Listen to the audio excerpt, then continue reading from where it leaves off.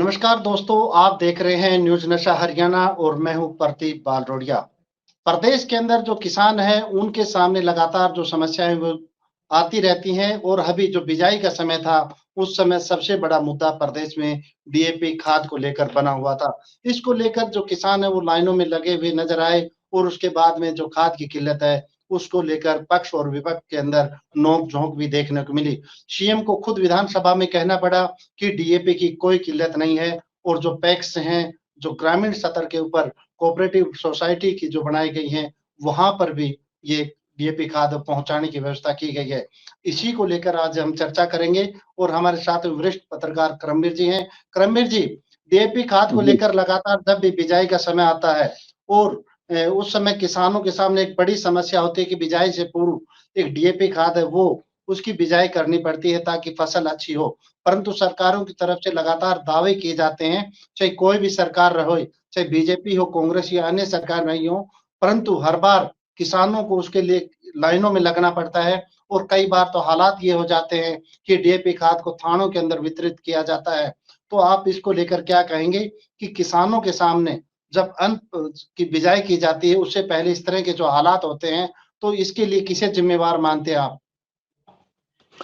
जी, प्रदीप जी देखिए, ये बात बिल्कुल सही है। आपने सही कहा कि ये स्थिति जो है किसानों के साल हर साल सामने आती है कि जिस प्रकार से जब भी उन्हें अपनी सरसों या गेहूं के लिए बिजाई का समय आता है, उस समय खास करके उन्हें डीएपी जो खाद है उसको लेकर के बड़ी भारी मारामारी का सामना करना पड़ता है। यहाँ तक कि किसानों को आपने देखा कि सुबह जो है 4 बजे जाकर के किसान खास करके ग्रामीण क्षेत्र से जो लोग हैं उन्हें दूर दराज से जब खाद लाना पड़ता है तो वो लोग सुबह घर से निकल जाते हैं। महिलाएं बड़ी संख्या में जो है घर से निकलती हैं और जाकर के घंटों घंटों लाइनों में लगने के बाद भी उन लोगों को खाद नहीं मिल पाता है। तो किसान के लिए एक बड़ी पीड़ा की बात होती है कि उसकी 6 महीने की नहीं बल्कि ये जो फसल होती है इसको तो उसके पूरे, क्योंकि गेहूं की जो बात है उसको खाने के लिए पूरे वर्ष भर के लिए चाहिए, तो ये तो उसकी एक वर्ष भर की फसल है। जिस प्रकार से बाजरे की फसल है उसको तो हम कह सकते हैं कि वो 6 महीने की फसल है, लेकिन ये तो किसान के लिए पूरे 12 महीने की फसल का समय होता है। और इस फसल के समय जब बिजाई किसान करता है तो उसके लिए सबसे जो गंभीर समस्या उसको सामना करना पड़ता है वो होता है डीएपी खाद को लेकर के। इस साल भी हमने देखा है, हालांकि प्रदेश सरकार द्वारा जो है प्रयास भी किए गए हैं और खाद को पहुंचाने के प्रयास किए भी गए हैं, ऐसा नहीं है नहीं किए गए हैं, लेकिन इन सब के बावजूद भी कमी हमें इस बार भी देखने को मिली। अब अगर हम बात करें, क्योंकि दक्षिण हरियाणा जो है यहाँ बाजरे की फसल होती है तो जो खेत हैं वो जल्दी तैयार हो जाते हैं जुताई के लिए और बिजाई के लिए भी। तो यहाँ पहले डिमांड होती है खाद की, डीएपी की खास करके। और इस समय लगभग मैं अगर कहूं कि 90% तक इस क्षेत्र में बिजाई हो चुकी है। लेकिन आप देखोगे कि जहां धान की फसल थी उन क्षेत्रों के अंदर या फिर कपास की फसल का जो एरिया है वहां आज भी प्रदेश के अंदर किसानों को डीएपी के लिए मारामारी का सामना करना पड़ रहा है। अब क्या है कि यहाँ जो डीएपी खाद जिस प्रकार से जिस क्षेत्र में बिजाई हो चुकी है या चल रही है, तो इसके लिए कई चीजें मुझे लगता है कि जो है प्रशासन, जो अपना सरकार है उसको तो पूर्ण रूप से हम कह ही सकते हैं कि उसकी तो जिम्मेदारी बनती है और प्रयास सरकारें करती भी है, ऐसा नहीं है कि नहीं करती हैं। लेकिन आपने देखा होगा कि ये चीजें भी केवल जो है यहाँ से नहीं, कुछ चीजें इंपोर्ट भी करनी पड़ती हैं, तो उस वजह से भी कई कंडीशन हो जाती हैं। दूसरा क्या है कि डीएपी जो खाद है, मुझे लगता है कि इसको लेकर के सरकार को कोई अल्टरनेट निकालने चाहिए। जो हमारे कृषि विशेषज्ञ हैं उनको इनके ऊपर और किसानों को उन चीजों को अच्छे से समझाना चाहिए, क्योंकि डीएपी खाद जो है सरकारों पर भी एक बहुत भारी बोझ बन रहा है।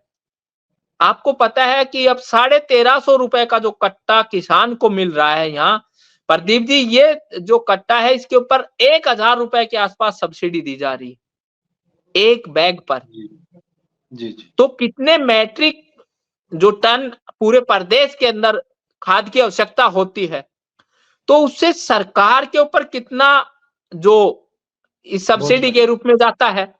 तो मैं समझता हूं कि सरकारें प्रयास करती है, तो उसके साथ साथ इसका अल्टरनेट क्या हो, उस पे काम करना चाहिए। बिल्कुल करमवीर जी, जिस तरह से आपने कहा कि सरकार प्रयास करती है, तो आपको क्या लगता है कि जो सरकार के प्रयास है वो पहले होने चाहिए? जब बिजाई की बात आती है, जब लोगों के अंदर हाहाकार मच जाता है, जब खाद नहीं मिलता, जब विपक्ष आवाज उठाता है, मीडिया में आवाज उठती है, उसके बाद में सरकारें जागती हैं। सरकार को पता होता है कि अक्टूबर और नवंबर का जो महीना है, वहाँ उस समय सरसों और गेहूं की जो बिजाई का समय है, तो क्या उससे पहले स्टॉक पूरा कर लेना चाहिए, ताकि पर किसानों के पास डाटा होते हैं कि इतनी एकड़ भूमि इस इलाके में, इस डिस्ट्रिक्ट में है, तो उतना खाद वहां पर पहले ही उपलब्ध करवा देना चाहिए। आपको क्या नहीं लगता कि सरकारों को इसको लेके एक पूरी योजना तैयार करनी चाहिए? देखिए प्रदीप जी, मैं समझता हूं कि हमारे हिंदुस्तान के अंदर एक चीज जो आपने और हमने बहुत अच्छे से भी देखी है कि सब लोग कहते हैं कि आप जो है व्यायाम करते, एक्सरसाइज करते रहिए, आप स्वस्थ रहेंगे। जब आप स्वस्थ रहेंगे तो आपको डॉक्टर के पास नहीं जाना पड़ेगा। लेकिन हम लोग क्या करते हैं कि इन चीजों को इग्नोर कर देते हैं, और जब बीमार पड़ जाते हैं उसके बाद जो है हॉस्पिटलों के अंदर लाखों रुपए खर्च कर देते हैं। वही स्थिति इन चीजों के अंदर सरकार करती है कि सरकार को पता है कि आपको जब रबी की फसल का टाइम आएगा, आपको जो है उसके लिए कितना खाद की आवश्यकता है। आपके पास जमीन का डाटा पूरा है, वो कुछ बढ़ने वाला है नहीं। पर कितने हेक्टेयर में आपके पास गेहूं की बिजाई होनी है, कितने में सरसों की होनी है, प्रत्येक चीज का पता होता है। उसके लिए पहले से प्रयास किए जाने चाहिए, ये सच्चाई है। लेकिन वो प्रयास पहले नहीं किए जाते, पहले सरकार को इस तरफ से।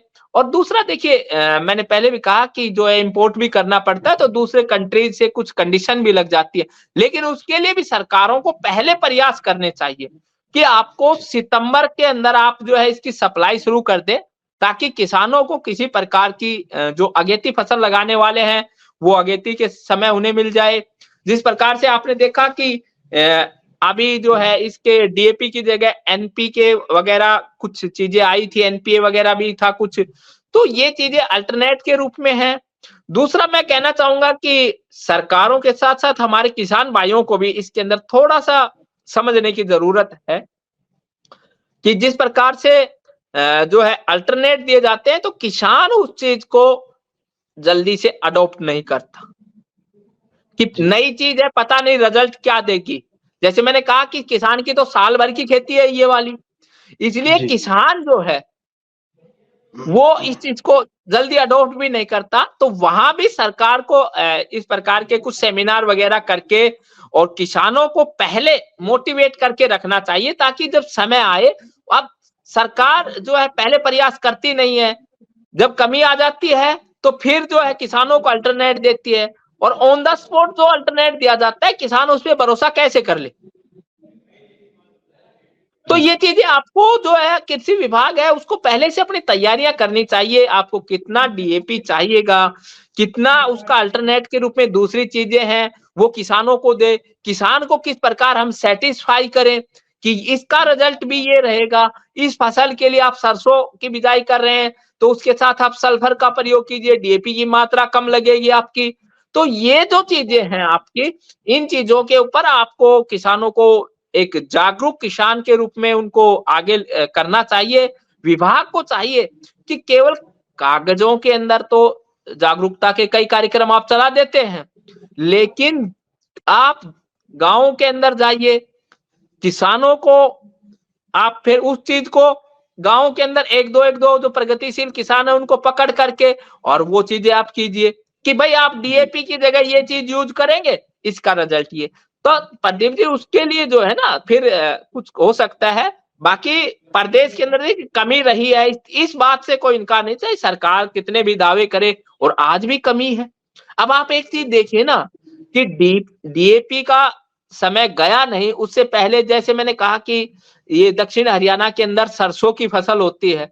अब लोग यहाँ सरसों के अंदर पानी देने का काम शुरू कर रहे हैं, अब यूरिया की मारामारी शुरू हो गई है।